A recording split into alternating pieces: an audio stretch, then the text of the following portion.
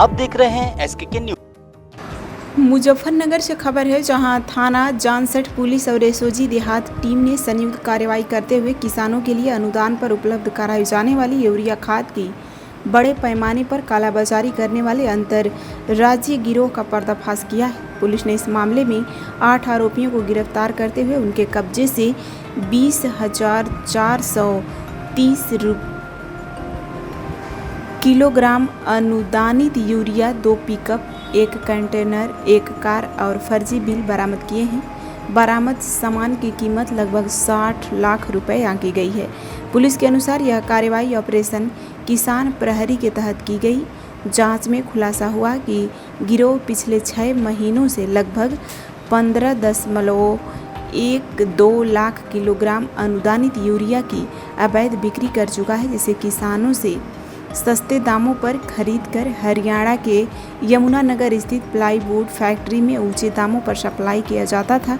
घटना का खुलासा 1 जून की रात उस समय हुआ जब पुलिस कवाल पुल के पास चेकिंग कर रही थी। इसी दौरान सूचना के आधार पर पुलिस ने 1 कार, 1 कंटेनर, 2 पिकअप वाहन को रोककर तलाशी ली, जिसमें 454 कट्टे यूरिया बरामद हुई। जांच में आरोपियों द्वारा प्रस्तुत किए गए बिल फर्जी पाए गए। पूछताछ में सामने आया कि प्लाईवुड फैक्ट्री में ग्लू निर्माण के लिए इंडस्ट्रियल यूरिया की जगह किसानों के लिए निर्धारित सस्ती यूरिया का इस्तेमाल किया जा रहा है।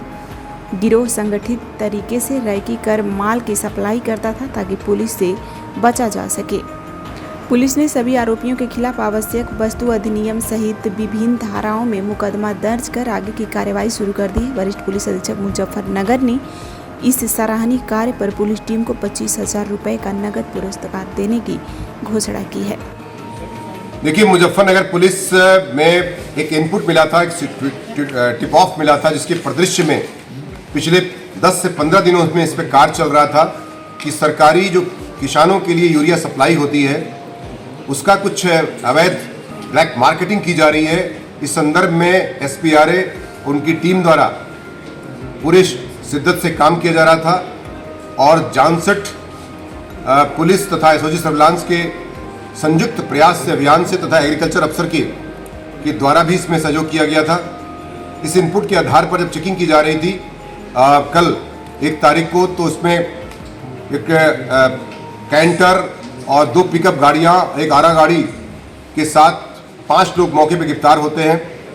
टिप ऑफ के आधार पर उनके पास से 454 कट्टे जो है यूरिया की जो सरकारी सप्लाई होती है वो बरामद किया गया है, जो कि निश्चित तौर से किसानों का हक मार रही थथी। जो किसानों को सप्लाई होना चाहिए था खेती के लिए, वो फैक्ट्रियों में जा रहे थे ग्लू बनाने के लिए।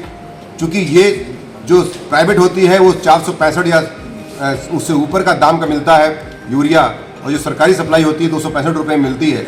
तो उसका फ़ायदा उठा करके जो 3 सप्लायर थे यहाँ के, जिनके नाम इस प्रकार हैं, जो गिरफ्तार किए गए रोहन, सूर्य प्रताप और सौरभ, जो यहाँ मुजफ्फरनगर के 3 सप्लायर थे जो सरकारी सप्लाई इनके यहाँ आती थी, उनसे सेटिंग करके ये लोग बाहर हरियाणा में फैक्ट्रियों में सप्लाई करते थे और भारी मुनाफा इससे कमाते थे, आर्थिक लाभ। इस पर टिप ऑफ के आधार पुलिस ने इस पर क्रैक किया है और इस पर जो है 8 लोग गिरफ्तार किया गया है, जिनमें तनवीर, राहिल, रियासत, मोहित, मनीष, सौरभ, रोहन, सूर्य प्रताप। इसमें 3 भोपा मुजफ्फरनगर के रहने वाले हैं, 3 हरियाणा के रहने वाले हैं और 2 सहारनपुर के रहने वाले हैं। टोटल 8 लोग इसमें गिरफ्तार किए गए हैं। 2 बड़े लोग इसमें वांछित हैं, जिनको जल्दी ही पकड़ा जाएगा, जो फैक्ट्रियों के मालिक हैं या पूरे सप्लाई के इसमें किंगपिन कह सकते हैं। इस पूरे मामले में उनको भी गिरफ्तार किया जाना बाकी है।